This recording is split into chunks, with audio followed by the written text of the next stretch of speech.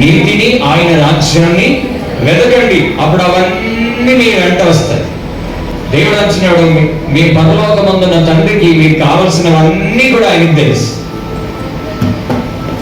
మనం ఏం నేర్చుకోవాలంటే, ప్రభువా నీ సన్నిధి లేకుండా నేను బ్రతకకూడదు నాయన.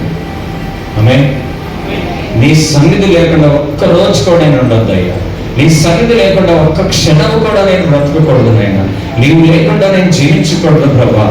మోషే అన్నాడు, నీ సన్నిధి నాతో రాకపోతే నన్ను ఇక్కడి నుంచి, ఆయన అనుకోవచ్చు 6 లక్షల కాలువము నా వెంట ఉంది, ఏ యుద్ధము ఏ సైన్యం వచ్చినా నేను జయించొచ్చని అనుకోవచ్చు. కానీ మోషే అన్నాడు, నీ సన్నిధి రాకపోతే నేను ఇక్కడి నుంచి అడుగు కూడా పెట్టాను. మనం మందిరానికి వచ్చినప్పుడు దేవుని సన్నిధి అనుభవించి వెళ్తున్నామా, లేకపోతే ఊరికనే వెళ్ళిపోతున్నామా? ఏదో వస్తున్నామా, వెళ్ళిపోతున్నామా? ప్రభు దగ్గరకు వచ్చినప్పుడు మీరు తీసుకొని వెళ్ళాలి, ఏదో ఒకటి మీరు తీసుకొని వెళ్ళాలి. ప్రభు సన్నిధి నువ్వు అనుభవించినప్పుడు నువ్వు బయటికి వెళ్ళేటప్పుడు చాలా సంతోషంగా వెళ్తావు. ఆ సంతోషంలోనే దేవుడు ఏం చేస్తాడంటే నీకు సమాధానం కలిగించి నీకు కావలసిన ప్రతి విషయంలో దేవుడు నిన్ను ఆశీర్వదిస్తాడు. హల్లెలూయా.